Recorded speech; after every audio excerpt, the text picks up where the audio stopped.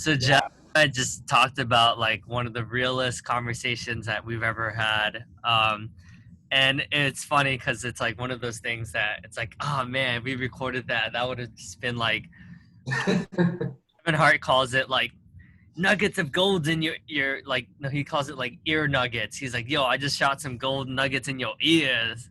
Like he says it a lot more funny than I am, but it's funny. But what happened was I was sharing with Jeff how I had this like I had a therapy session this morning, and I basically shared with him that one of my good friends has basically like rocked my world, and I gave him so much power because essentially he was like, Davidson, you need to grow the fuck up. Like you're homeless, you're asking me for money, like you're borrowing money from all these people, and you need to get your shit together, bro.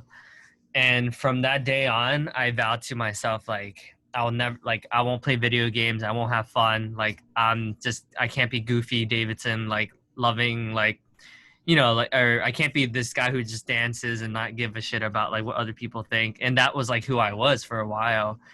And then when he said that, I started being serious. So I started reading. That was, like, the start of my 1,000 book journey, the start of, like, working out, the start of running. I don't even know what I was running from, but I was running all the time, doing half marathons and stuff like that.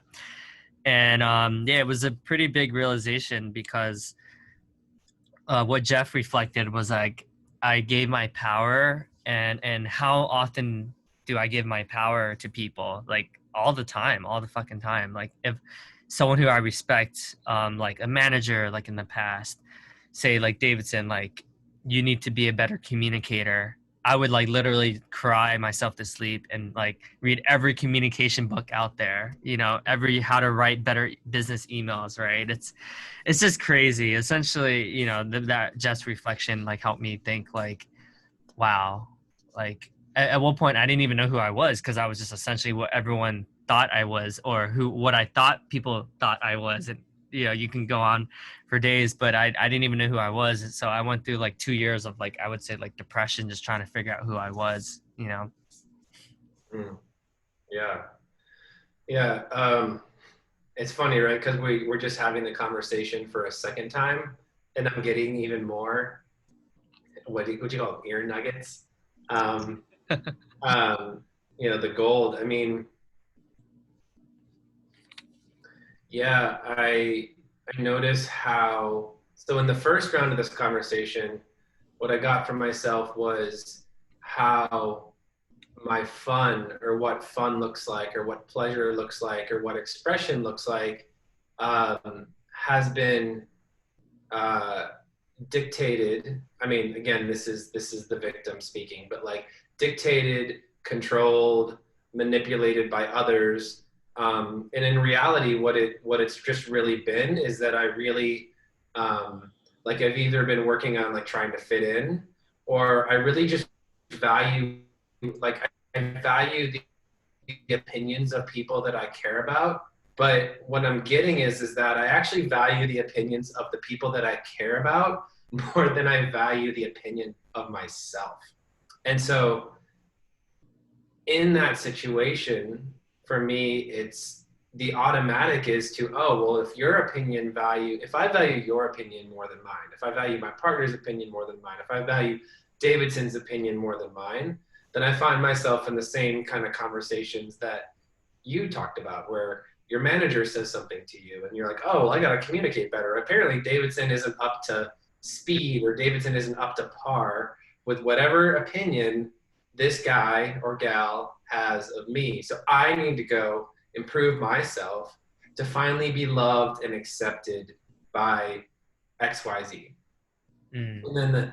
And then the second part of the conversation around the power, I mean, it kind of it really goes together for me, because for me, me giving weight to that opinion over myself gives my sovereignty up over myself to someone else. I am no longer in charge of my own power. I'm no longer in charge of my own opinions. I'm no longer in charge of my own edges around vulnerability.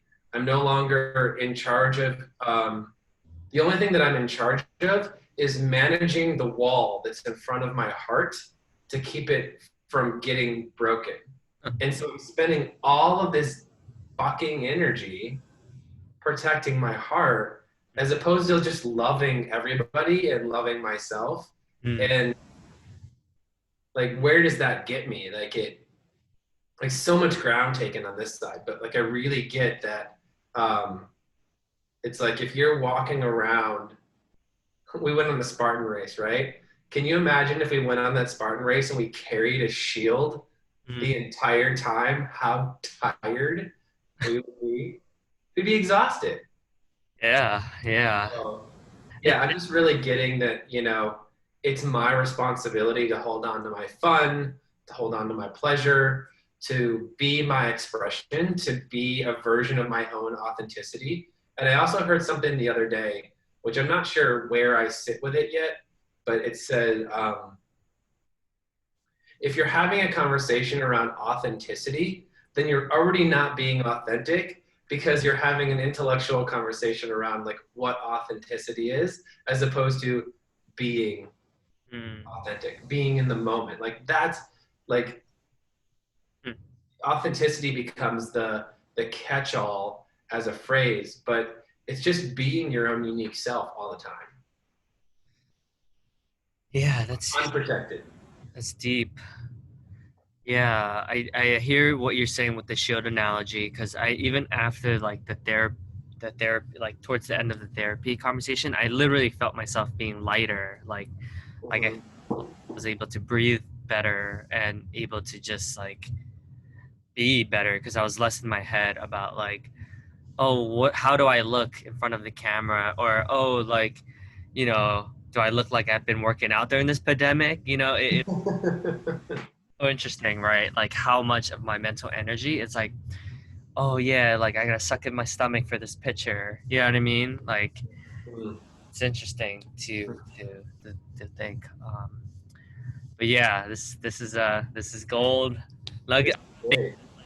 Can you send me this recording, or even or maybe even like stop this recording and then start it again if we want to record the rest. But I would love for us to just spend 5 or 7 minutes philosophizing and like being vulnerable about what we're getting from there's certain aspects in our life, because like how this would be valuable for me is one is it gets me really connected and practiced being on video even though my hair looks like shit.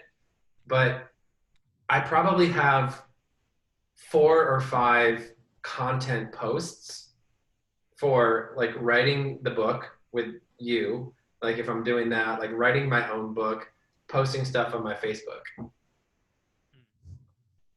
yeah, it's this is great, honestly. Like if I realized this like fucking 10 years ago, I'd be able to sleep like so much more. I would Yeah. Well, and also what I'm getting is as a daily practice, it starts our day with vulnerability, Hmm. and it starts our day like one of the biggest things I'm learning more about myself is how much I need to be heard and listened to as part of being in a relationship. Like it's a form of love for me.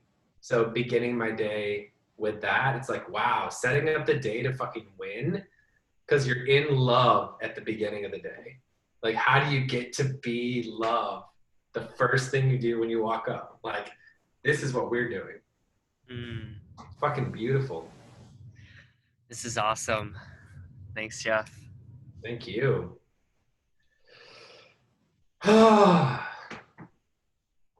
feel great. I feel really great today too. I'm playing around with playing around with balancing my serotonin a little bit because it's kind of my serotonin looks like this.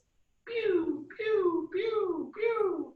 So I got some like 5-HTP over here that I'm playing around with. I actually use that too. See it? It helps a lot, honestly.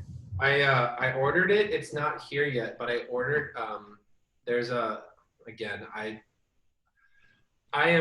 highly prone to swiping Instagram ads, so I bought. It's by On It, which is something that Joe Rogan is associated with, and It's called New Mood. So it's 5-HTP and like five other things as well. But it's a serotonin like balancer and generator and all that kind of stuff. Because I got enough fucking dopamine in my life. I need more oxytocin, but I also like I need find ways of like balancing out my serotonin. Yeah, maybe that man, so much to talk about this topic. As someone who spent has I like literally looked I put it in an Excel sheet. I've spent over like $5,000 on supplements and just trying like literally every Instagram ad ever. Like they just pry on my what I perceive as like weaknesses, I guess. It's the same conversation, right? Oh, you're at the beginning. You got to become a better communicator. Exactly. And basically what I realized actually, and actually I'm trying to like wean myself off of these because like I mean, and the crazy thing like I'm not sure if it's like maybe half of it's psychological, but like when I take these like on it supplements, like there's one for cardio, I'm like, yo, my CrossFit like scores are tremendously better, like better PRs, like so I'm like this shit works, right? But when I Right. take it, I'm like I'm like I'm not even close to half of like what I could be, right? So I'm like, is this psychological? Like, am I like kind of like addicted to these things? Like, who knows, right? But I mean, I'm not gonna lie. Like, I think the $5,000 is well spent because like I'm not as sore. Like, I do run better laps. Like, I do more push-ups and stuff like that. But it's just interesting because like it's almost like, is it really necessary to spend $5,000 on these? You know, maybe if I tone it down a little bit, right? It's just yeah, it's an interesting topic that I feel like we could probably talk about for a while. Yeah, I mean, and I'm pretty foreign to most of the like the health world and the supplement world. Like right now, the big things that I'm taking on, I got this little thing they're called 8 greens, and they're little tablets. So instead of needing to make a green juice or buy like a $4, $7, $10 green juice, Yeah. it's $14 for 10 tablets. So 10 days for $14, and um, it's the same vitamins. Let's see, vitamin B6 is 6 cups of spinach. Vitamin C is 6 oranges. Vitamin B5 of 15 cups of broccoli. Vitamin B12 of 7 cups of milk, and zinc as 3 cups of peas. Um, spinach, aloe vera, wheatgrass, kale, blue-green algae, spirulina, chlorella, and barley grass. So it's you know it gets me like it gets me what a green juice pretty much would give me, and it's so much less expensive, and I can just bring my green juice with me everywhere I go and drop it in some water. Yeah, yeah. It is. I do think honestly, like a lot of this stuff, like I do think it does work. Like I'm not gonna lie, like I do think, to be like a high performer, like you definitely, nutrition is so important. And I was just reading a book today, this morning at like 6 a.m. But it was a book about like the people who live. It's called the Blue Zones for people who live past 100. Okay. Fascinating book, but it talks about like a lot of these concepts. Yeah, yeah, There's like what is it, 7 blue zones across. um one of my energy healers actually is living in a blue zone that's in Panama. mm, She just moved down there in the last year, so that's the only reason that I know about what that actually is. oh, cool. All right, man, you want to do some working out? Yeah, let's do